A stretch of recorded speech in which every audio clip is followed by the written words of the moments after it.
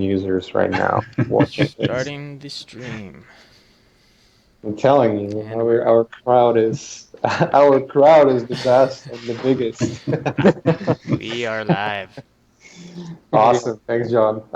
Hey everyone, welcome back. This is another episode of ArtStation, and another episode of ArtStation. There we go, ArtStation. And we're Take with over. ArtStation folks. We're having Leonard Teo and Daniel Wade on the stream tonight or today or this morning or whatever the fuck you are. So, hey guys, how you guys doing? Pretty good. How are you? Hey. Very good, very good. Calling from my laptop. Welcome back. This is another episode of. Someone has someone has audio on their. That was me. Yeah, I turned on the YouTube. Damn you! It was. Sorry for screwing it up. Okay. Cool. Yeah. So, Leo, when did I meet you? I think we met on like in person on Shaddy's Pad, right? And Daniel. Is that correct? It's like a year ago. Yeah, you and I met in person. Yeah, at the Shad Pad at Shaddy Safadi's place. But as you know, we go way back, right? Like the CG Talk times. CG Talk, CG Society, and I think that's the interesting thing that like a lot of the artists who are on ArtStation, like they don't know like the story and the legacy. The ArtStation story didn't start, when ArtStation appeared like back in April, I think 2014. Like everyone thinks that ArtStation started right when CGHub went down. That's not true. Yeah, and that's totally like not true. Like we've been around. ArtStation maybe hadn't been but the legacy. Daniel and I used to work at CG Society Ballistic Publishing. As you can see on Daniel's wall, he's responsible for publishing most of the books at Ballistic Publishing. I founded CG Society back in 2001.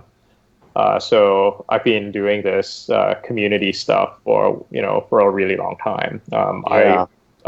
And that's how you and I first met. It was on CG Talk, and then we did, your work appeared on probably in our books, stuff like that.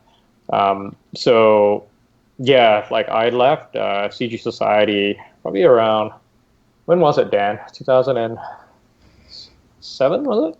I think that rings a bell. Yeah. Yeah, so around 2006, 2007, I got early.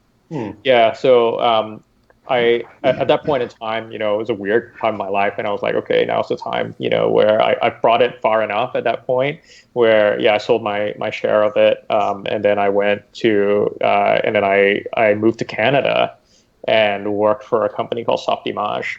So you guys, a lot of people, may remember Softimage, XSI. Oh yeah. Too bad it all went down. So yeah, and then we got acquired. We got acquired by Autodesk. I think it was in 2009. We got. I can't remember. Anyway, we got acquired, and then I went to work for Autodesk for about a year. And around that time, I was already wanting to leave, and start my own company again. So the timing was more or less correct in 2010, where I left, and then I did a lot of freelancing for Gnomon, School of Visual Effects, and a bunch of other bunch of other companies as well. And that's how I started Ballistic, which is a different company from Ballistic Publishing. And Ballistic was a Q this time. The story behind that was that my business partner wanted a name with a name.com, and as you know, that's like really difficult. Like you guys found learnsquare.com, but trying to come up with name.com is actually like super hard. So tell me about it. Yeah, so name.com is ballistic with a q.com, only because the name was available on Namecheap. So that's actually a really great way of finding a name. You just go online and just search until you find a company name and you buy it. So around this time, I mean, the story of ArtStation goes back like 2011, around that kind of time frame. Because at that time, I already had started talking to a lot of artists, to a lot of my friends, particularly in Canada, around Montreal. So, I spoke with Raphael Lacoste and a bunch of others as well, about my idea for a new portfolio website that had nothing to do with communities, had nothing to do with, CG Society or CGHub or whatever that. The problem was that all of these artists at this time were coming to me and were saying, and they knew that I did web development, and they were like, "Hey, Leo, I want to set up a portfolio website. How do I do that and be seen?" And that was the original problem that we were trying to solve. It's like, okay, users, like all these artists, great artists, want to be able to create a portfolio website. And at this time, there were already services like Squarespace and Wix and a whole bunch of portfolio builders. But the problem was that they weren't really connected into a hub. And this was a big issue because many people weren't able to were not able to, even if you created a website like Mache, like you create a website, right? Like, yeah, nobody visits because nobody can find you. Exactly. And then what we were finding, because we're talking to all these artists, they were all saying the same thing. It's like, oh yeah, I created a website like 4 years ago, but I forgot how to update it. I just don't update it,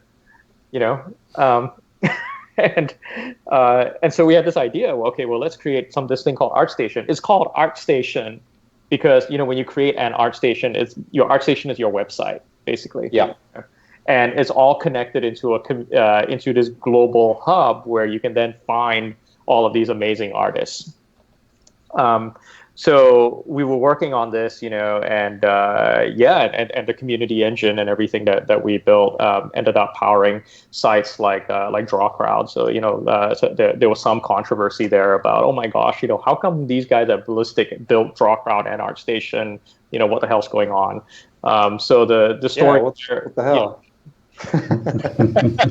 So the story there, it was very simple, was that we did work with Fang. We did some work for FZD School as contractors, building our web development company built some sites for him. And he at that time saw, a very, very early version of ArtStation, and we licensed him the engine. It was that simple. And it worked out great. DrawCrowd has gone on its own path, and ArtStation is on its own path as well. So, yeah, and then around April, I would say, so in March 2014, we went to LA. Me and Kevin went down to LA, and we showed a whole bunch of people ArtStation. This was like alpha version, it was by means ready or anything, but it already had certain things like the infinite scrolling wall of art, and stuff like that, and people, and the website builder in its most basic form and stuff like that, and people were really impressed. A lot of artists were like, "Hey, this is really awesome! Can't wait to see this launched." And then we came back, and literally the weekend after we came back, right, like CGHub went down, and so Shaddy and a whole bunch of artists were just sending me messages, like, Leo, dude, you got to launch this now, and so and that was when we just turned it on at that point because it was pretty much ready. It was just, our only issue was just that it was on staging servers and stuff like that, but we already had most of the site ready. Like I said, at this time, right, it was by no means supposed to even be close in terms of functionality or anything to CGHub. We just launched it, and as you know, everybody then came on board. Within the first day, we had over 5,000 people, signed up. Funny enough, it was all invitation. It was not even an open registration. So artists had to pretty much go in and say, "Hey man, send me invitation." Are you on ArtStation? Send me invitation. Exactly. Yeah. So buddies, I want to be there. Yeah, no, it was interesting. I remember that day when CGHub went down, and everyone was like, "What the hell? What happened? Right. What's going on there?" And people were like, it felt like a whole chicken coop of hundreds of thousands of artists. All of a sudden, all of them lost their heads and started running like headless chickens in one spot. Like, what are we gonna do? What are we gonna do? what else is there? And I think Draw Crowd was starting up, was like getting out there right about that time, and people were considering maybe CG Talk again, or conceptart.org. That was kind of already like fading away, anyways. And then you guys, yeah, I remember when your site popped up, it was like, which site is going to be the site, what is going to be the thing. And today we know it's ArtStation. So you guys had some tremendous growth ever since, right? Yeah, absolutely. I mean, it's grown like crazy, and a lot of I think that that's worked both obviously in our favor, but also it's been very, very challenging. Like the first, like artists don't know like what we had to go through, like just financially. Once your hosting bills start costing $10,000 a month, that kind of thing, and like CGHub was freaking trying to raise $90,000 to run to run CG Plus. It's like at our scale, that lasts like a few months. It's it's not even close to what you actually need in terms of servers and stuff like that. Just to and like in terms of statistics, I mean, our Alexa rank is now like we're in the top 3,000 websites on the internet. Right, like so if you go on Alexa.com and you look at all the freaking like all the rankings, like we are in the top 3,000 sites, and that includes like this is the canonical list of like based on traffic and everything, includes all the porn sites and everything, so we're like in the top 3,000. Once you're competing with porn sites, you're doing good. No kidding. So yeah, I mean, and it's super interesting as well because like I didn't expect it to be that big, because I knew when we were starting ArtStation, we knew that like it was we were catering to a professional crowd, and yeah, it's kind of interesting because like a lot of people are have asked us because obviously there's comparisons drawn, right, between like how is this different from DeviantArt? Will ArtStation ever become like DeviantArt? And stuff like that, and what's been great now is that over the last 2.5 years, like we've now been able to kind of carve out like a path and a niche and say like, okay, this is how we're different. Like our philosophy is fundamentally different. We are catering very specifically to professionals and aspiring professionals. Whereas DeviantArt and caters to everybody. Their philosophy is that everybody bleeds and breeds art. Which is great, like, right? But for us, like, we tend to focus on people who want to make art for a living. And so it has that much more of a, so the tooling and everything, it's around jobs and careers and portfolios specifically to find work. Even the challenges and stuff like that, they are studio challenges with ILM, is specifically to find concept artists to work on Star Wars, and stuff like that. Yeah. Yeah, you guys have totally different profile than DeviantArt, and as you said, you're more catered towards entertainment industry and actual concept art or modeler or jobs basically related to entertainment. That's just sort of like your own niche, and that was kind of interesting for me. Like I was wondering exactly what are you guys gonna do. I was thinking about it over time.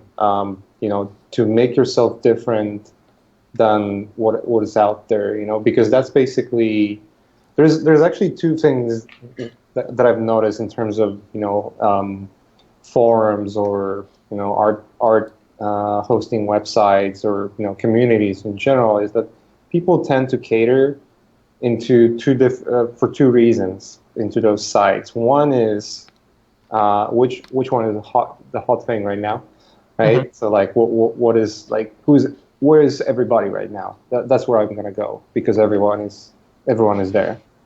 So you guys didn't have that in the beginning, obviously. Like you had to build that from scratch.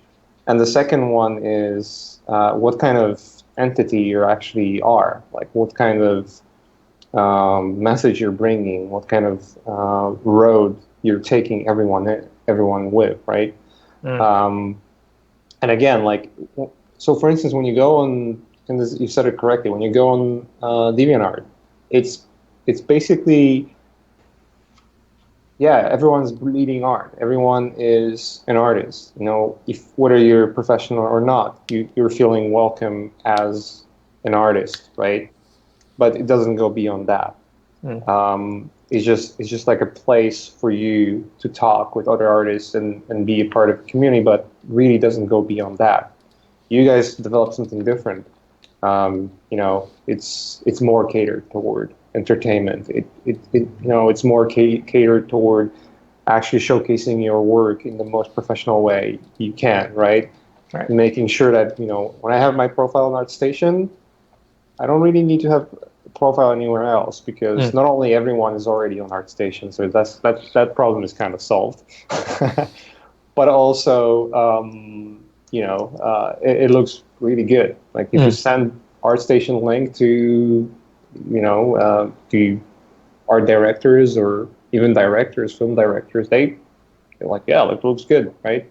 Yeah. And they're like, what is this bullshit site? Yeah. Yeah. I remember time.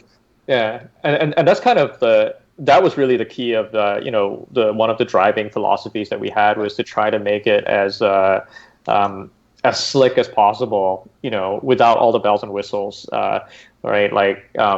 And that's why I think Shadi said it best. Like he, as an art director, like he doesn't want to visit like artists' crappy websites.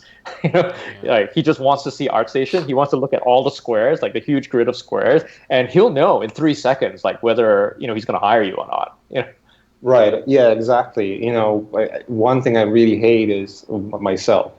Just going on a site and you have all those flash animations and all the other bullshit that you don't really see. And it takes 20 clicks to see any work. That's like, I don't really want to deal with that. Right. You have ArtStation profile, maybe. We get a lot of feedback as well from the recruiters at the studios. Kenny Cavallo at Riot basically has muscle memory for ArtStation now, so he can get through a portfolio in like 3 seconds. Yeah. And That's cool. yeah, he actually was saying that he would just prefer everybody to supply ArtStation links. He's just sick of everything else now. Yeah, I mean, because it's very straightforward. There's no bullshit. You click and it's there. Like you don't have to go through the menus. Like on which menu there's going to be his environment work. It's under works, environments, projects. Yeah. Rule of thumb: the least amount of clicks, the better. Yeah. Even with community, like going out and meeting other artists, like just sharing, like, as a friend, just be like, what's your art? What do you do? And they'll just send that link real quick and it's just, hey, I know you. Yeah. It's really easy. Ease of use is awesome with ArtStation. Yeah. So. Yeah. I'm really happy how it's going for you guys. I mean, even searching some of my favorite artists today, ArtStation link pops up almost on the top, and often enough, it's actually higher than their actual website link. So that's actually pretty good. It's kind of interesting. Daniel, I'm curious how you ended up, being on ArtStation. Is just because you guys have been working together, or it was like, I'm just curious, because I've knew you from Ballistic Publishing times. We've been in contact, about the books and doing all the work there. I'm just curious. Yeah, so it's a funny, long, winding story. Basically, every time I need a job in the last 20 years, Leonard provides me one. So I basically was running a magazine back in the mid-90s. It was a digital art magazine. And Leonard and another guy, Mark Snoswell, were writers. Basically, they were the founders of Ballistic and CG Society. So they actually pitched Expose 1 to my boss at the time at the magazine, and he dropped the ball and didn't go with it. So I actually quit in disgust over that decision and went on a world trip. And Leonard and Mark offered me a job pretty much when I was in London, I think. And I came back and went to Adelaide for the interview the week after I got back. And then I think it was about 8 years I was at Ballistic Publishing. So I did every book except Expose 1.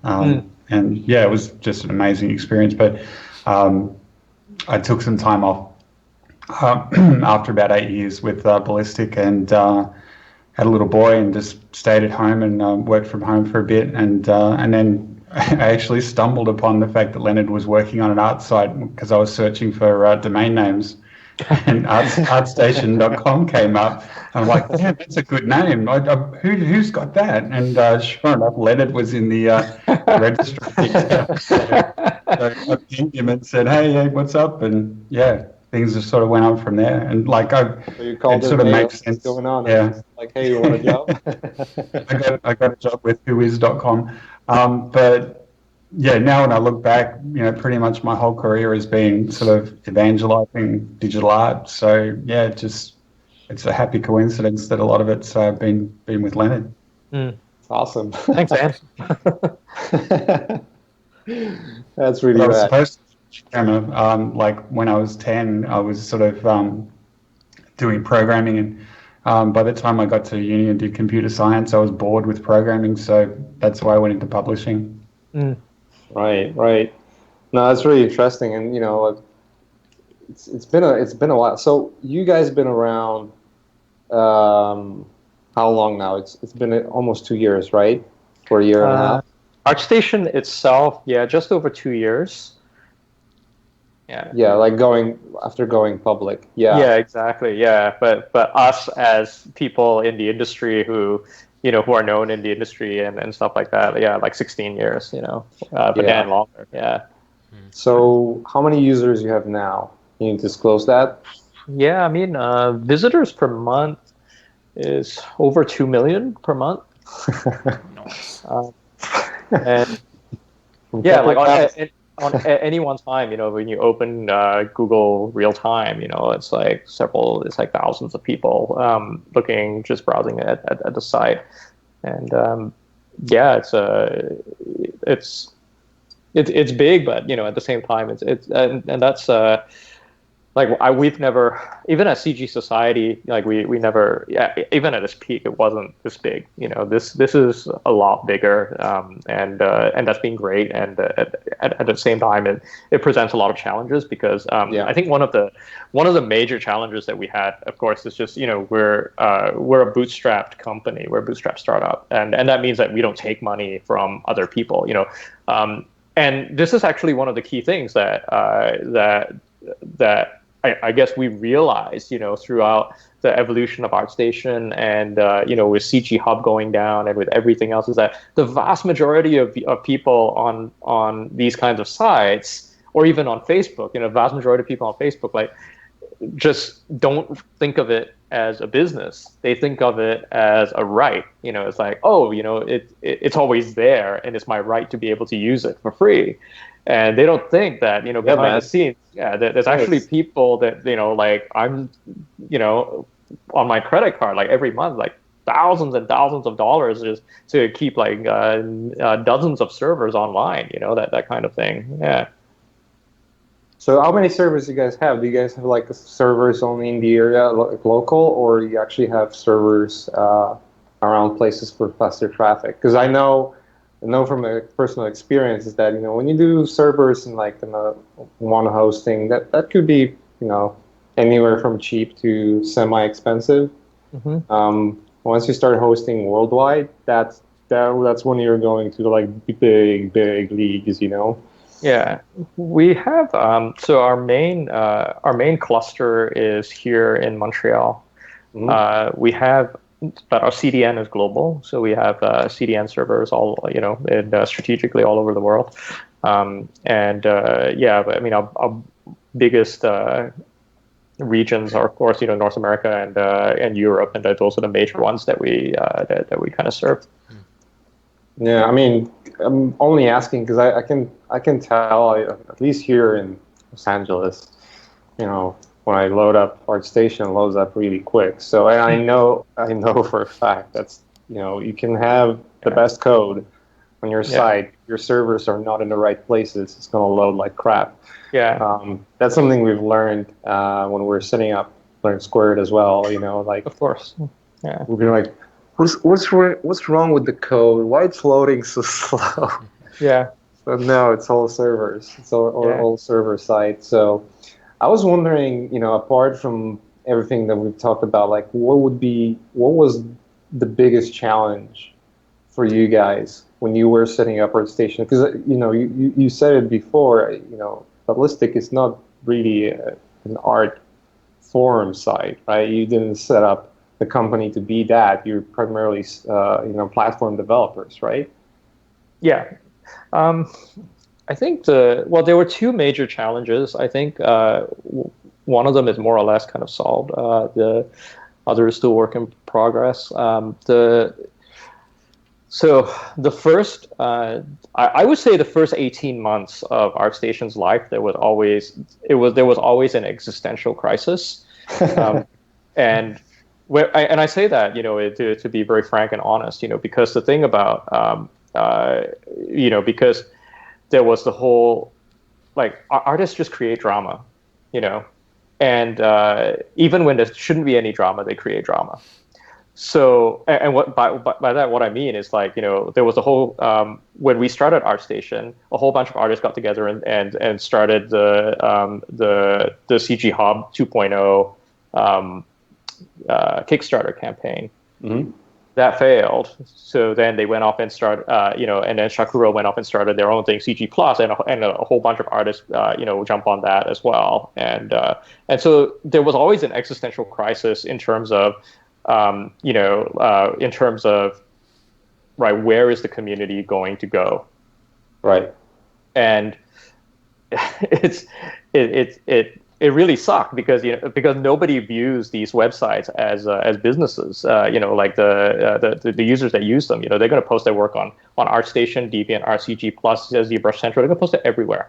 In fact, we were even thinking of creating a tool on ArtStation where you post your work and it will automatically post it everywhere for you. That would be awesome. Just to centralize it, because we noticed that's exactly what users are doing, and we're like, well, screw that, But yeah, so there was always this, and that for me, I was definitely very, very paranoid that that artists are going to be like, well, screw it. Like, all of a sudden one day it's just like, you know what, this ArtStation stuff, it's old.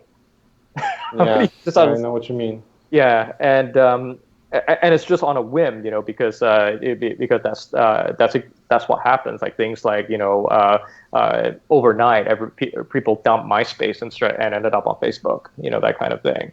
But I think we've now gotten past that, right? Like, to a point where we've got all the major studios are hiring on ArtStation. They're not going anywhere because we're keeping them very happy. We're running really state-of-the-art. We built a state-of-the-art challenge platform now, where we're running things like the ILM challenge. In future, there's a lot more challenges coming down the pipeline, and there's a lot of active development happening.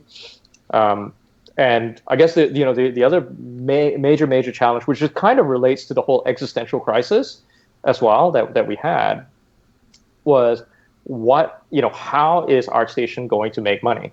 That kind of, because I gave you some indication to our hosting costs and stuff like that, right? Like, yeah. And literally, and just don't even think of that. It's not a joke. It's literally thousands of dollars, if not more. Yeah. So, and I can tell you right now, like, a lot of people, a lot of artists just won't even think about that. They won't even understand it, right? They think that, oh, you can freaking build ArtStation using WordPress, or whatever. When they put out a Kickstarter campaign and they were raising $90,000 to rebuild CGHub, we laughed because we knew that was nowhere close to what they actually needed. And all the artists on Facebook were like, oh my God, that's so freaking expensive. What are they going to do with that money? Whatever. It's like, dude, like, it's like no joke. Like, running sites of this scale is really, really expensive. And I can tell you right now, people are wondering, like, why did CGHub go offline, all that. Now, I don't know the details, but all I do know, because we have friends who in places in the industry, right? And we know, like, several months before they went offline, CGHub was for sale. So we have indication of how much money they were actually making. They were not making, hardly making any money. Some insider shenanigans here, huh? Yeah. So people are like, like, okay, why did they go offline or whatever? They're asking these questions, and very, very frankly, it's just, because there was no business model. It's very simple. And so for ArtStation now, I think now we've solidified, our advertising business as well as our, the recruiting business. So we have a lot of, many companies who are actively recruiting on ArtStation. That is, artists can have faith that this is a solid business and a solid platform that's moving forward. And then in the coming months, there are a lot of really exciting developments coming in that will be like premium membership as well as the marketplace as well. So all of these kind of things are all getting activated and coming online in the next few months. So it's going to be really exciting. Cool. Yeah, what do you think is your take on, because you mentioned premium membership, and I know for a fact, a lot of people will be like, what, this is bullshit. Yeah. I don't want to pay for this. I don't want to pay for this awesome site that costs thousands of dollars to be run. I'll have it free. No, I mean, I on one end, as an artist, I understand that, right? Because I had that same thinking way back. On the other hand, though, realizing, I think you start to realize the cost and everything that is associated with running a startup. Because, for you guys, ArtStation was a startup sort of thing. Absolutely. Yeah. It was sort of like a startup division of your own company. Is you realize that when you run a business and when you run a company, there's so many small things to deal with that every day you're waking up and thinking like, fuck, what's going to happen today that's going to require this crisis meeting? You know what I mean? Yeah, putting out fires. Yeah. Yeah, just putting up fires and making sure that every day you're sort of moving forward and being on top of everything. And as you said, you guys had existential crisis in terms of what the ArtStation is going to be like. And it's kind of related to what I was mentioning in the beginning. People sort of tend to cater to what's hot. Yep. That moment. And literally in a matter of a day, you might just, oh, well, we're wrapping up because nobody's fucking visiting us anymore. So it's a real deal. I mean, MySpace is exactly the best example of that because they just pretty much went from multi-million big fucking thing to nothing in a matter of what, half a year? Right. In the life cycle of a company, 6 months to 12 months of going from being on the top and making millions to being bankrupt, that's tragic. Right. Okay, but here's the big thing, right? Do you know that if they were making millions, like I don't think MySpace was ever making money. You think so? I think I mean at least the CEO was making a shitload of money. Yeah. But because a lot of these startups, right? Like they again, this comes back to existential crisis, right? Like because we spent a lot of time in the last year in particular, like where we were talking to many investors about ArtStation and stuff like that, and showing them our numbers and stuff like that. There's interest, and stuff and whatever. Yeah, right. Like we also know of many people who have startups, right, who are venture funded, and it's a completely different beast because when you're venture funded, your goal. Yeah, you're right. Is not to make money. Your goal is just to grow and capture the market and suck all the air out of it so that your competitors die and then you're the only one left and then you make money. That's the Uber model. Yeah, no kidding. And the Amazon model as well. They don't care, right? They just offer the lowest prices, kill everybody else. We're the only one, and then when they're the only ones left, okay, that's it. Job done. Dude, but they deliver the next day, and sometimes in 2 hours. So I'm down for that. With drones. Someone comes up with the better business model. I'm down for that too. But for now, Fucking Amazon for life. Yeah. Not sponsored. Not sponsored. So there's a few questions if you guys want to get into it. Yeah. Yeah, let's jump So into questions. I saw one about Twitch. Yeah, Twitch ArtStation connection. So Tarn Bogle asked, "Have you considered letting the streams on ArtStation appear more noticeable?" Yeah, so that's something that the Twitch connection is something that's very new for us, right? We just started our relationship with Twitch back in at GDC. You know, we talked to them, and so we started to work with Twitch on um, putting the on working together basically. So so we went live at first with Twitch only for the challenges. So if you were working on a challenge, then you could Twitch your challenge entry. And then after that, so that was pretty successful, and we're like, okay, this is really awesome. Let's put it on the homepage. So we put it on the homepage. And when we started, like the first few weeks, and it's only been online a few, maybe a month, right? But we're just waiting for more critical mass before making it more noticeable. Like because there were still many times, when you would go view the Twitch stream, and there are still times, of the day when you view the Twitch stream when it's like 3 people streaming, and you're like, well, there's like 2 million people looking at the site every month. Like, why are there only 3 people streaming? So we want to, we want to wait for more people to be using it, and before we start to make it more visible, I guess. So that's something that we'll do in the future. Sweet. What else? Okay. John, Yo. what else is there? Yeah, there's a question for you. This one says, Mache, you mentioned you were self-taught. How many years did you grind before your work reached the level of professionalism that got you hired? That was a grind, man. It was a grind. I don't know. I think I don't consider. Well, let's put it this way. For me, it's a constant journey. I guess for a lot of artists, it is.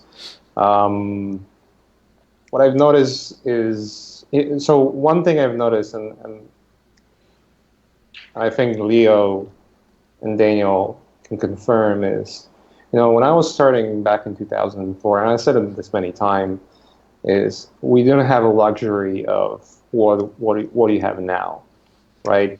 Even when you go on ArtStation and you look for your favorite artist, you'll oftentimes find that they are teaching online. You'll oftentimes find that they are streaming from Twitch or releasing free videos, educational videos, having their own Gumroad videos or teaching on platforms, right? In 2004, the only options artists had was if you're in LA area, you would, and had rich parents or were really confident about yourself, you would go to the art center. Otherwise, you would have to rely on possibly Gnomon DVDs, and then maybe looking for answers online through forums. Going on CGHub or not CGHub, CG Talk, talking to people, going on forums, talking about your posting your work. Going to Siegen forums, posting your work, going to concept art, posting your work, and that would be the way you would get exposure, but that would be exposure among artists, not among employers. I think employers such as art directors and production designers, not really, but art directors for video games started to look at forums about 2006, 2007, and mostly because they were artists before that used those forums, so they knew where the dough is, So if you were born in the era I was born and you were learning by the time I was learning, the only options you had to learn was those. Like you would go either on forums, post your work, and hope that you would get some professional artist or someone who knows better to tell you better, or look at other artists' work and how is he doing this? Why this is looking so good? Right. And my work looks so shitty.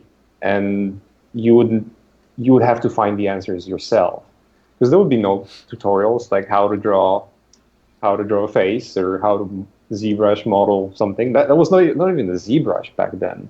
2004, there was no ZBrush, no Facebook, no YouTube, no social media. There was just nothing there.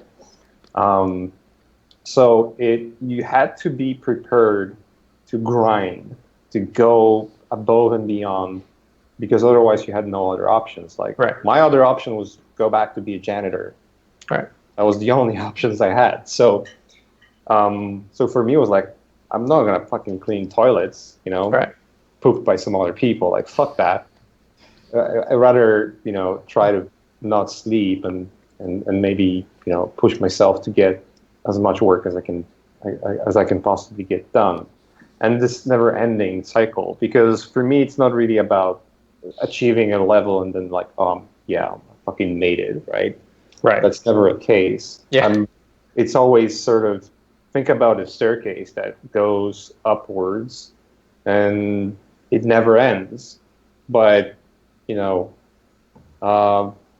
down there, you can either go upwards, but the level of shit, let's say that there's a poop everywhere and piss and in, I don't know, sewage that is constantly raising. And the only way to survive and not get, poop stains this way is to constantly move forward.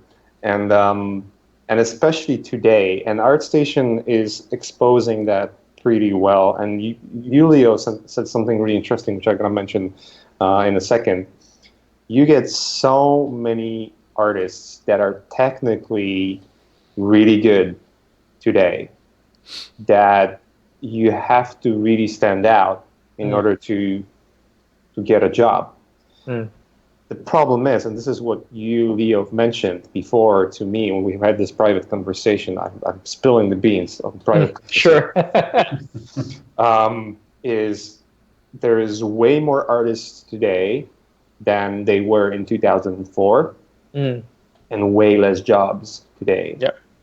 At least in the entertainment industry, than they were in 2004. And I 100% agree. We've mentioned this when I had James Pate. We've been talking about games industry. Yeah. And there was old gen and next gen, right? The old gen meant you would be hiring 20, 30 people, and in 2 years, 3 years, you would have a game.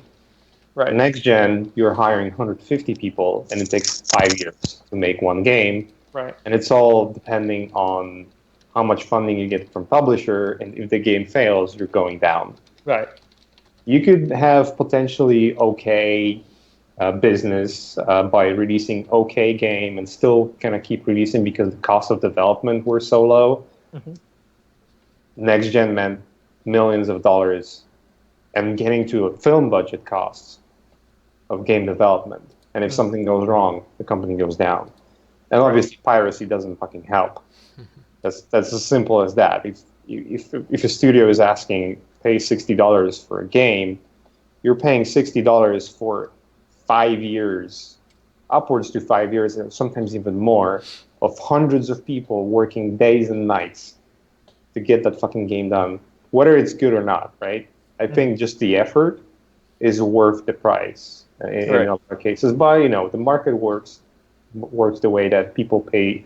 People decide what's worth by their wallets, right? So if the game is not making enough money, then they should probably get a bit better game designers. So, you have way more options. Like you can go on, even just going on YouTube, you're gonna have so much material that you can learn. And obviously, not to do a shameless plug, but I mean, come on, there's this awesome school called Learn Squared. Oh yeah. Seriously. Seriously. So one thing I on the same thread I want to mention as well, right? Like the thing that concerns me about, because quite a number of artists also ask me about getting into the industry and stuff like that. The thing is that it's not that there aren't jobs. There are actually jobs. If you look at our job board, like there's tons of jobs available, from these top companies. But you also be smart about what kind of work that you want to do. Like, Right. I would say 90%, no, not 90%, 80%. Like a large number of people, that I meet, right, want to be concept artists. And I'm like, dude, like, how many concept artists are there, like, in a studio? you know, like, Yeah. if you want to get It's really saturated market. yeah, if you want to get a job, like, just get into a studio, like, look at what the demands are, what are, is it, I don't know, like, like, it could be game visual effects, like real time visual effects or something. You still need it still requires artistry to do it very well, and your conceptual skills and everything, but it is a, like, at least that, like, will get you into the studio, right? Otherwise, you're just going to be like every other freaking concept artist out there who is just doing the same shit, Like, Yeah. and then you really have to stand out at that point. I'm not saying that concept art is bad. I'm just saying that, in Oh, terms you totally said that. I'm so offended, dude. just be smart. Just be smart about, differentiating yourself so that you can so that you can get work, Yeah, I mean, you said it. You're right. There's more jobs. I think the ratio between the amount of jobs and the amount of artists that are out there is way. The odds are not better for you than they were, say, 10 years ago. Mm-hmm. I think that's true. Yep, I think that's true as well. Though it is, there are also, like I said, there are peripheral opportunities, right? There are opportunities happening not Right. just in AAA games, right? There's a lot of stuff happening in VR. There's a lot of stuff geographically as well. Like, everyone only thinks about working for AAA studios in in Irvine or in Los Angeles, but there's, like, China is huge. The production that they do in China now is crazy. I mean, look at how well World of Warcraft, the movie, did in China. Yeah, China is a huge market, that's for sure. And World of Warcraft in the US and Western markets was a fucking flop. As simple as that. But in China, China fucking saved the movie. Actually, Yeah. China saved a lot of movies these days. So Yeah, So yeah. this next question says, where are you guys going with ArtStation? What is the next step for it? I know you went a little bit over it, your guys' future, but I guess, what are you guys doing for the community nowadays? I know, like, it's really cool because Edge Control, you guys just sponsored too. It's what my friend's thing that's going on right now. But Yep. you guys are reaching out and sponsoring other community-driven, events and stuff too. So that's really cool to see. Yep. What else do you guys have planned? So yeah, I mean, just so we've got the major things, I think, in the next 6 months are the shop. So the first thing is we're opening a shop on ArtStation to be able to buy all kinds of art supplies and books and Nomad satchel bags and stuff like that.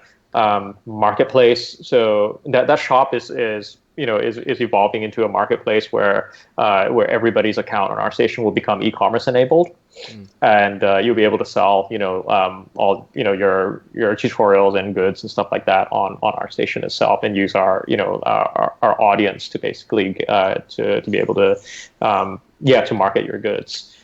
So that's a huge one, and then also the premium memberships. So the premium memberships will be we're working on a much better version of the website builder and custom themes and stuff like that, and it's going to be really cheap. So many artists that's why I think Mache, before he was talking about, gee, I don't want to pay a premium subscription to a site to get a freaking badge.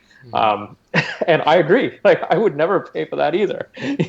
So we're actually building like something, or the premium subscription, that is actually useful. If you want your own website with your own domain name, that is automatically, like, literally is one click, boom, I have a beautiful website that has taken all my artwork from ArtStation and presented it really nicely, right? Then that's going to be a really great choice for many artists. And then, Dan, I mean, do you want to talk about, like, on the community side, like all the stuff that we're doing? Yeah, so we launched the challenges in March.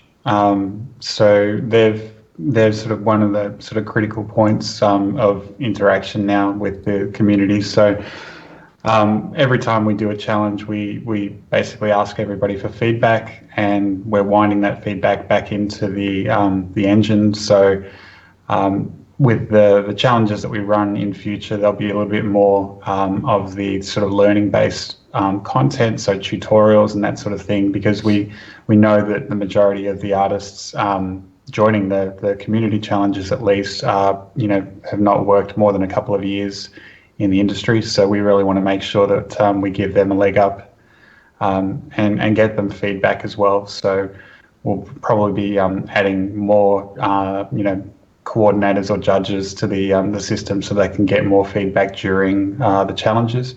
So yeah, we're sort of being really proactive to make sure that it's satisfying the major need that people are telling us about at the moment, which is to get better, to learn.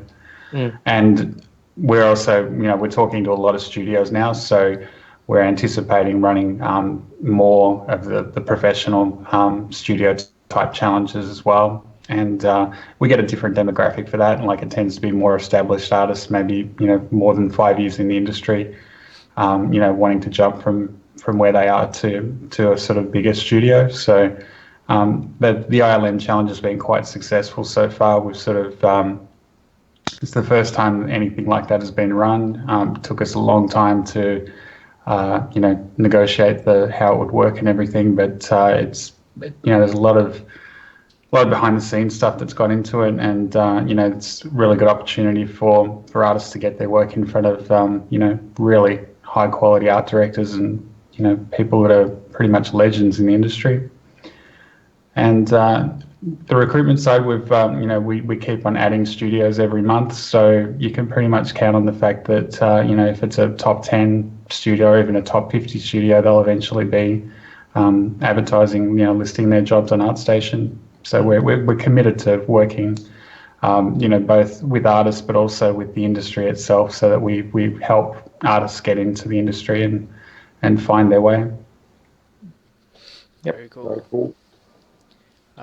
This next one says, would you recommend to have ArtStation full with our work, even the old ones, not so good ones, or should we have just the best and after a certain amount of time depart with it, basically? I don't think there's any harm in keeping old work on ArtStation. I think the important thing about an ArtStation though, if you want visibility, is to keep posting work regularly, right? So don't do obviously when you start your account, you're gonna do an initial dump of work, and that's fine. But I think because of the way the social network works, and this is not unique to ArtStation, this is on all social network. You have to build up your following and stuff like that, and so and that only happens by posting regularly. So every time you have a new piece, put it up there, link to it. We have on ArtStation, you can hook up your account with Twitter, Facebook, and LinkedIn, so that when you publish, it automatically goes out to all of these networks and everything, and links back, that kind of thing. And that helps it to get visibility. So you want to build up your follower base and everything, and then over time, that just builds on itself. So yeah, we have artists now like Mache. You've got thousands of followers. So every time you post something, it goes like everybody, all of your followers are going to see it, and they're going to like it, which just means it's going to trend higher and stuff like that. So yeah. This one says, how many hours a day would you practice? I think it's for Mache. He says, some people think you need to do nothing but practice all day for years to become a professional. So I think so my views on the whole practice thing and how to become an artist and working your ass off every day to make everything work, and when you do that, you're guaranteed that's going to happen. It kind of changed, evolved over time. The more I got interested in how how human brain develops, and I've been talking about it recently too, is there's so many small things and big things related to your personality, how you were raised, what are your genetics, what you were exposed to when you were a child, or even when you were like a few months old. Whether you've seen enough fucking colors, shit like that. Um, what are your interests? Are you a type of personality that get really obsessed about something, or do you need motivation? Are you a person that needs structure, or you can structure your own work? All those things sort of matter in the grand scheme, right? Um, but let's assume you have all the ingredients that sort of will help you to or direct your efforts towards when you direct your efforts towards becoming an artist. You have ingredients that will not stop you from doing so or not slow you down. Obviously, practice is the first thing that will need to happen for you to become better. Without practice, you're not going to get better at all. So whether you want to practice for a couple of hours or you want to practice days and nights, I mean, obviously, the more you do it, the better you'll be. That's just how people work. If you overwork yourself, that's going to be counterproductive, obviously, because when you're tired, you're way less productive. You need enough sleep. Um, but if you work more, it's like muscle memory for everything, right? If you want to be good at sports or basketball or baseball or soccer or whatever, you need to practice a lot. And when you look at the pro athletes, when you look at the best of the best, they spend their whole time in the gym, right? Obviously, they obviously rest and eat well and get sleep, but every time they have, when they can practice, they will practice. They will skip everything else in order to practice because that's what's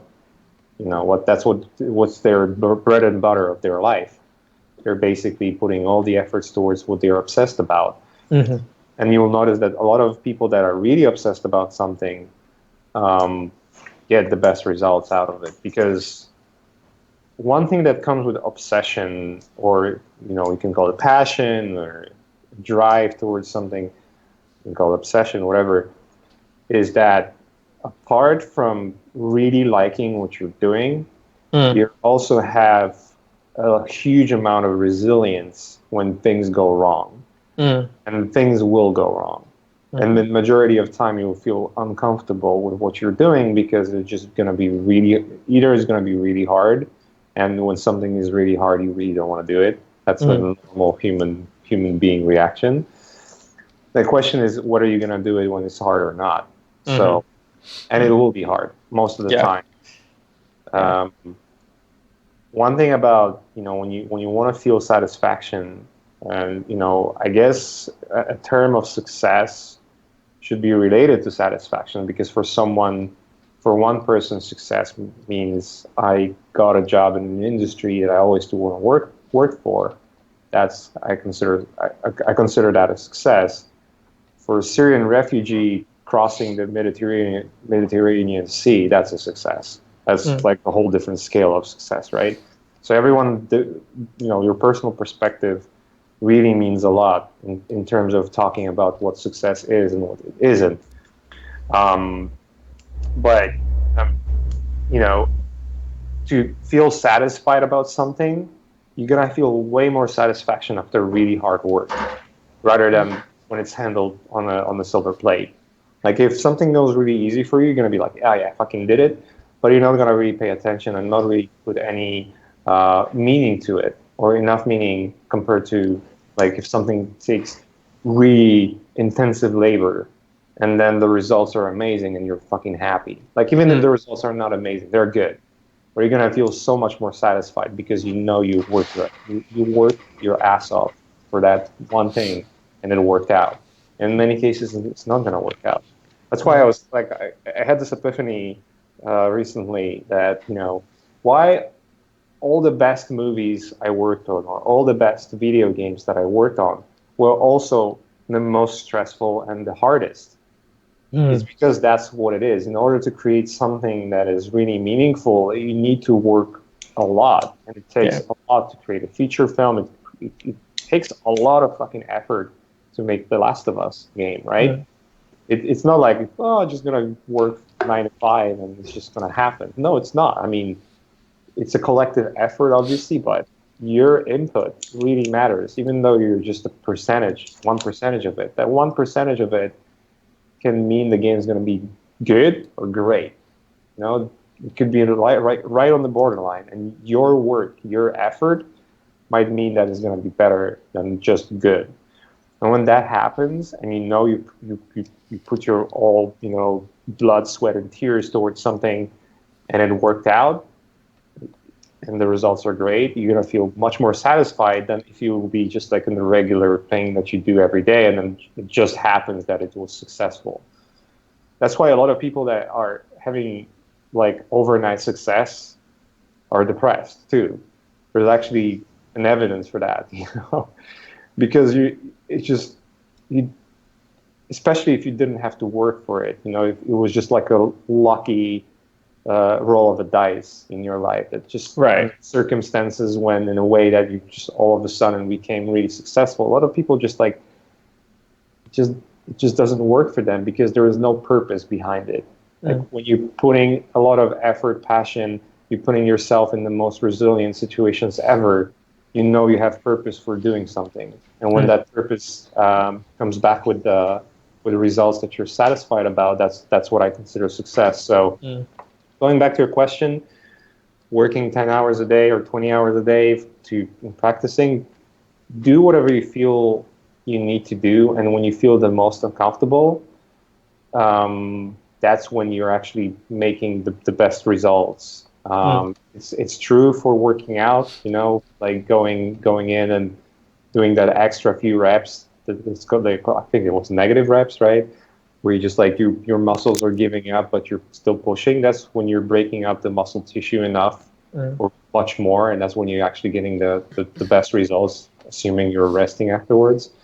But in art, I've had this situation many times when I would just create something and it was just so fucking hard to do, whether it was technical issues or I had to really push my brain towards the limits of creativity and try to find something that really, really works well for a client or for a project, whatever.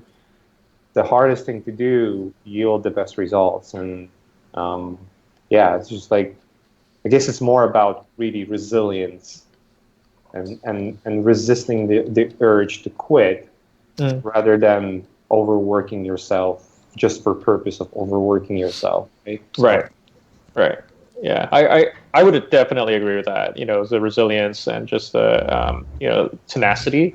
Like you really, as far as working, and you'll because even on the art, when we're working on ArtStation, right? Like ArtStation is a work of art. I mean, it's creative, in that every day we're making thousands, hundreds of and thousands of creative decisions, about where should I stick this button, whatever, like stupid little things that people don't think about, but we have to do it. But one thing I would mention as well is just you will naturally gravitate towards something that you love to do, and that's the thing about people who work in the games industry, or people like many of the artists that I talk to are just obsessed with creating art. Like they even if they didn't have a job making art, they would still be making art, because exactly. Yeah, that's our thing, and it's kind of the same thing, like with me and communities, community sites, I should say, right? I've been doing this since 1999, with getting involved in online communities, creating online communities, and stuff like that, right? Like, and I just naturally gravitate towards that. That's just because I'm interested in that kind of thing and building connections and helping artists and stuff like that. And that's just you're going to find a groove at some point, about where your interests lie in art, and that's the thing that once you settle into that groove, you just keep doing that, and you'll make it. And at some point as well, I guess the older you get, the more you realize this is that you never really make it. You're always you always have to be learning, and you always have to be and there's always this imposter syndrome where you're just like, well, do I really know what I'm doing? Does anybody really know what they're doing? I don't think anybody really knows what they're doing. Everybody's just kind of faking it, and and some people just fake it better than others. Yeah. That's true. Yeah. So we're actually at 12 o'clock right now. We'll take Okay. 2 more questions, and then we'll move on. It says, this one goes out to Leo. It says, since you mentioned Montreal, this might be idiotic, but he interacts with tons of artists every day. Said, I'll be moving there soon. How important would you say learning French is for a young concept artist in Montreal? Well, I think if 1 through 10. I would say 10 if you want to live in Montreal, if you want to live in Quebec in general, right? You need to learn French. It's that simple. Even though the professional language, like at work, at the studios and stuff like that, will probably be in English because they are international teams. Like the fact is, Quebec is a French province. You're going to get all your your taxes and all the official forms.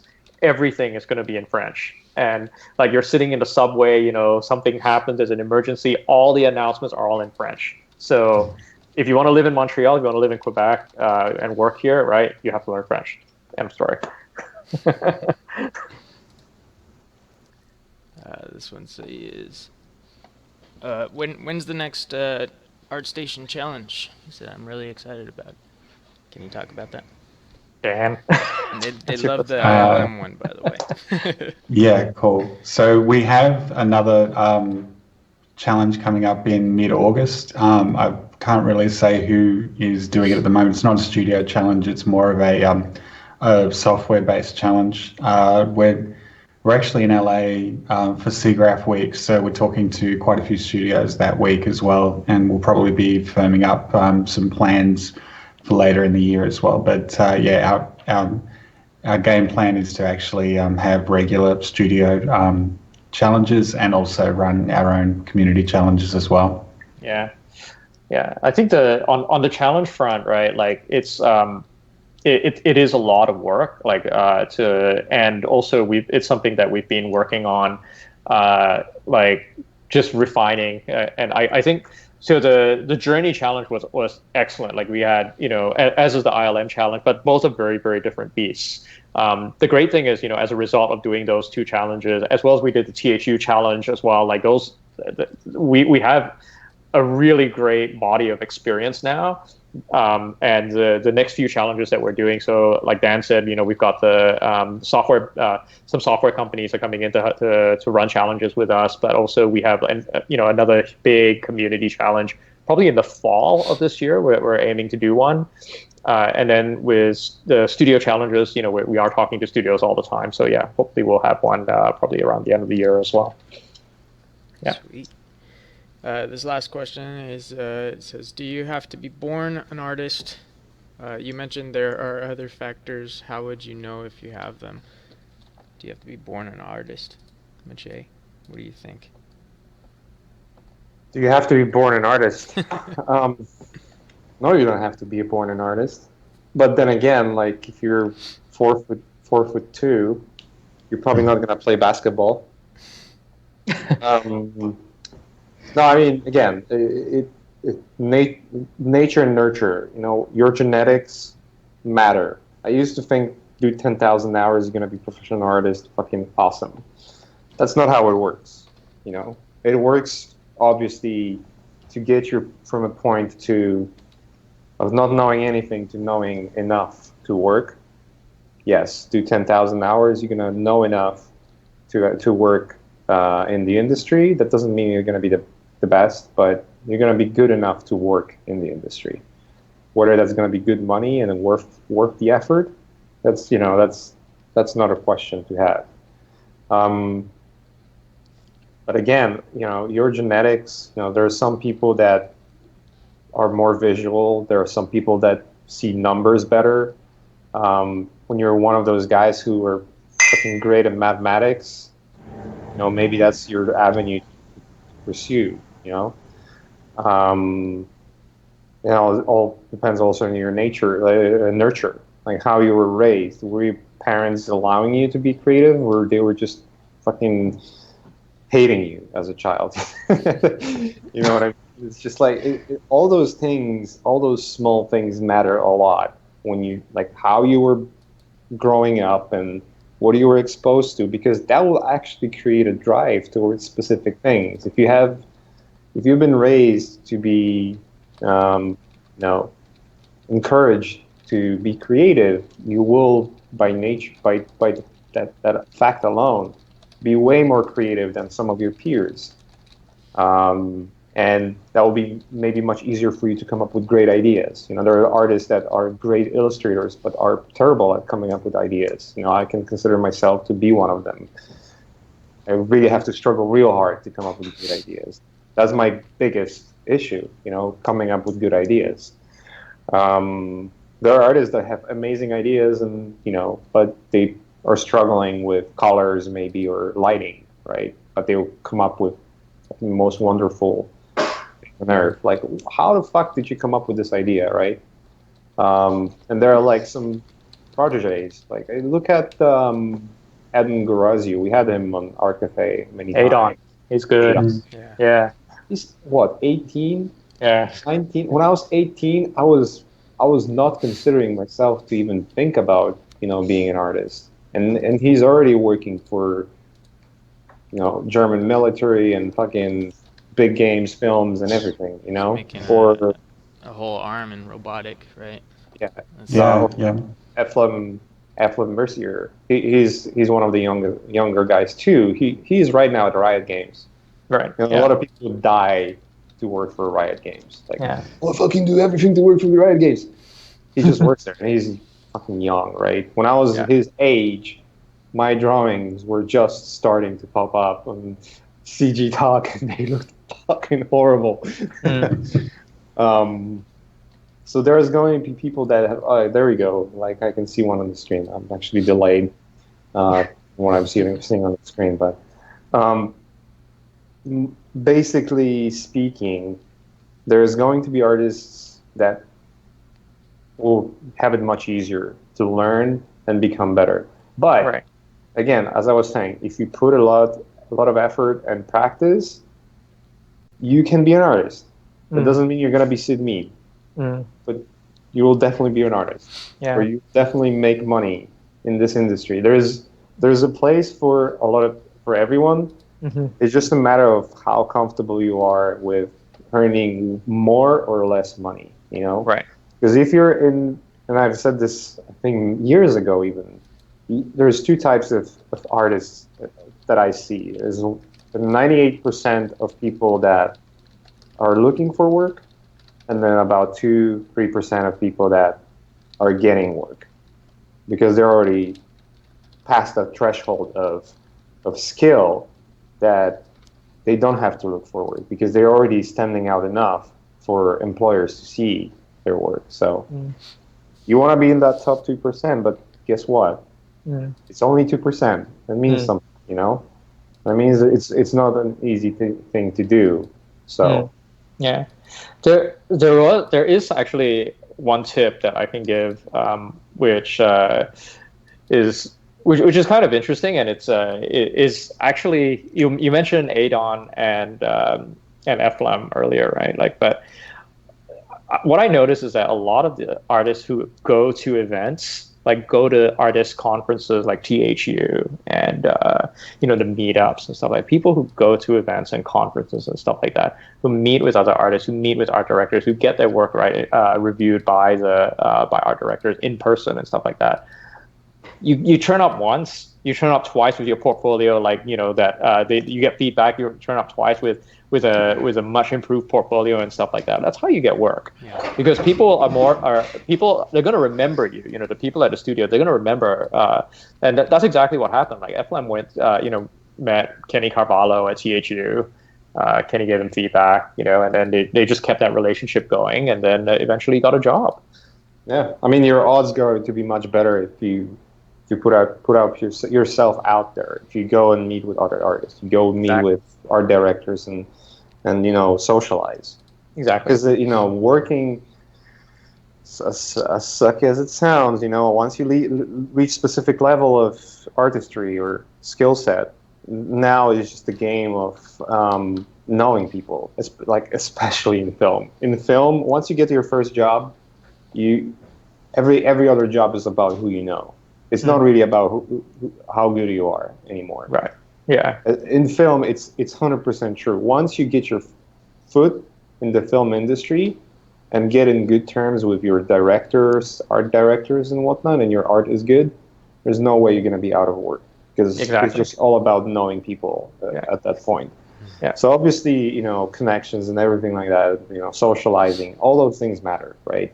And again, I was saying resilience is important, because you might have someone who's really fucking talented, or let's call it talented, genetically and through his childhood and whatever circumstances, he's just like, he's learning things really fast, but he might be a lazy fuck. Like, when things become difficult, he's just like, fuck it, right? Or when he's getting feedback, he's just like really bad at responding to people's critique, which is a big red flag when you work in the industry. Like, you have to disattach yourself from your work enough, right? So that you can take feedback and do changes that are necessary, especially when you're working for money. But yeah, I mean, if you put enough effort and you're resilient, then you can overcome a lot of odds of maybe not learning as fast as you wish you were learning. And you can become a much better artist that way than most of the people that are considered talented but lazy. Let's put it that way, right? So, yeah.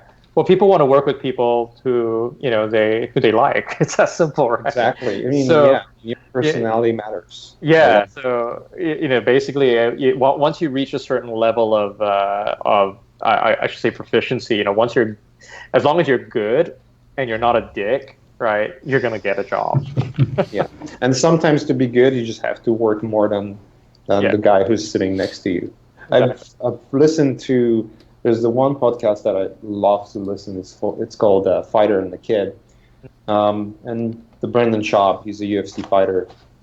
He was talking about one guy that is running the whole UFC division in ESPN. Yeah. That guy started as an intern, and the only reason he's now a boss is because he worked twice as much as everyone else.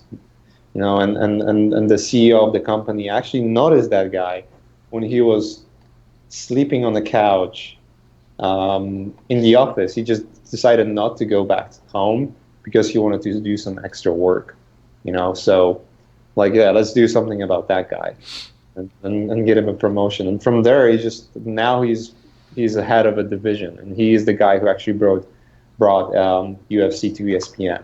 I don't remember his name. Go listen to Fighter and the Kid. I think it's one of the last episodes. I believe it's 166 or something. It's with Chael Sonnen. That's where they're discussing this. But if you're a guy who has a lot of resilience and you work really hard, you will eventually get there. Maybe not as fast as you wish, but that's what the resilience is about, right? You're overcoming the odds. And again, that's assuming you're not fucking born in Syria and you're not a refugee who's thinking about saving your own life rather than what I'm going to make 5 figures in the industry. You know what I mean? It's just like, it's all a matter of perspective of where you are and who you are. So, but I'm assuming everyone who's listening to this can potentially be an artist, Right. You're already privileged enough to have internet. So. Yeah. We're streaming. Yeah, exactly. Yeah. Yeah. Well, that's it for pretty much questions. We're gonna stop there. Okay. Cool. You want to do some current events? Sure. Let's do some current events, guys. Do it. What do you want to talk about? No, you talk about something. What did you find out there? I mean, first thing that blew my mind was that Atom short film. It was called Atom. Which displayed the power of unity. You know what I'm talking about? Yeah. That thing was amazing. I haven't seen it. Oh, the unity. Yeah. Oh, yeah. Oh, yeah, dude. It was beautiful. Holy shit. Yeah, I've seen it. I was not connecting dots. What do you guys think about it? Did you guys see it? Yep. I haven't seen it now. It's Yeah. amazing. The real-time rendering is just mental now, right? Like what you can get out of what you can get out of Right. a consumer GPU is absolutely phenomenal. Yeah. Yeah, I'm gonna post it on chat. Hold on. Do it. Just the design of that, all the characters. I want to know more Oh, about wow. that story. Oh, I cannot do this. You have to do this, John. I Okay. cannot post links. Yeah, let me find that link. Yeah, it's been amazing. I've seen it a couple of weeks ago actually, before it blew up, and I was impressed, dude. I was just like, what? This is all Unity? Holy fuck! Like I knew render engines are going to be, or the game engines will become render engines eventually. And I knew it because I worked for Crytek, and Crytek was developing CryEngine to be the render engine, and when you look at Crysis games back in the days, they were, mind blowing compared to everything else. So I don't know how they're doing right now in those terms, but another engine, Unreal Engine is a great example, because Unreal Engine was a direct competitor of CryEngine back in the days, and obviously they are now the standard. And when you look at how Unreal Engine behaves, and now Unity as well, it's just like you can pretty much do something that 5 years ago would require endless hours of rendering time with V-Ray or whatever. Now you just do it real time. So it's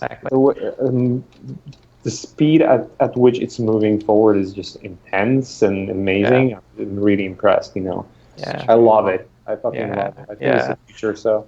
Yeah, so all we need now is this kind of rendering, right, combined with Pokemon Go, and exactly. and you've got this crazy photorealistic AR happening. That's what I was telling my girlfriend, because I was like at the park, just hanging out, but there's a shit ton of other people out there just exploring, catching Pokemon and stuff. But I was like, wait till we're exploring dungeons in virtual reality space, but in the real world at the same time.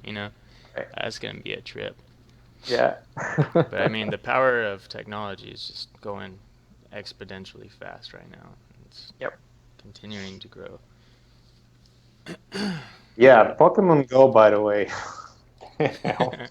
So it's bigger than, they have more active users than Facebook and Twitter, apparently. I don't know about Facebook actually, but Twitter, they were talking. Yeah, they yesterday they surpassed Twitter. Yeah, and I think the TechCrunch estimated, or some other, they estimated they make 1.8 million a day or something like that. It's crazy. It's such a I think Apple are taking a big chunk of that as well, because of the the payment system will be going through the App Store. So I think they're actually getting more than Nintendo at the moment from the sales. Yeah. Pokemon. Didn't the creators work for Google, or was it Google? No, it was who was it? Yeah, actually they were divested from Google when they turned into Alphabet, so they have a chunk of it. Yeah. Yeah, that's a trip, man. They're totally succeeding too, very well. Another thing we could talk about is what do you guys think about the Ghostbuster film coming out? I haven't seen it, so. You've seen it? No, I haven't seen it. No. Oh, it's not out sorry. yet. It's coming out. Yeah, I didn't see it either. So. Yeah. I don't know. I've heard mixed reviews, right? Yeah, I mean. But movies these days, actually, Rotten Tomatoes is putting 75%. If you trust Rotten Tomatoes. Right. There are some movies. The thing is that, right, there are some movies where you just have to see it. You just have to enjoy it for what it is, and you just have to switch off your critical brain and just go it's entertainment, right? It's just a means for me to just forget where the cares of the world for 90 minutes and just and just see it, and that would be, that would be my take on some of these blockbuster movies. Yeah, I'm gonna watch it for sure. All right, just get my input. there's a they're trying to get females more involved in film, acting and all that. And there's a big thing going on right now about how I have to bring it up, but how they're the controversial talk about how there's not enough female actors. They're using this as a statement, and they're starting to present it just like we need more female actors and stuff. It's not enough. I'll bring it up. Have you guys heard of that? No, Yeah, but actually, there's an easy solution to all the controversy. Decide with your wallet, yep. free market. So It's true. just In don't Australia, like the idea, don't go to movies. Go to movies where they're representing what your values are about. So, what if you just want an to agenda. do? Yeah, what do you want to do? What are you gonna do if you want to do a movie about prison and there's only men in it? What about that? All right.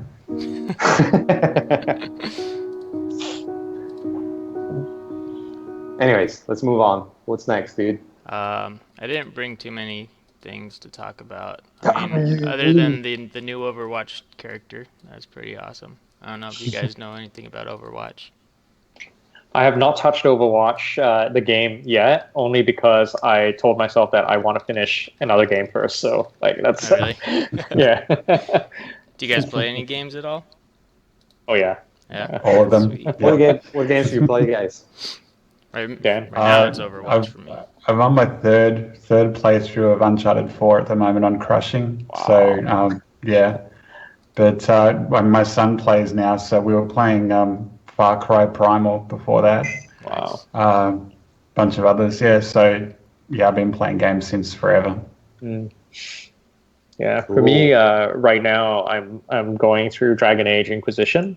I got in the game some time ago, but it's one of those games that requires a lot of hours just to level up and stuff like that. So yeah, I'm playing through Dragon Age Inquisition. So yeah. Nice. Yeah, Overwatch is really fun. In my opinion, it's just like constant, join in, shoot people, team up. I know I get a lot of shit for that, but I tried it and I was not enjoying it as much as I wish. Yeah. Well, No, what kind of I games like have you it. played, Mache? I'm curious.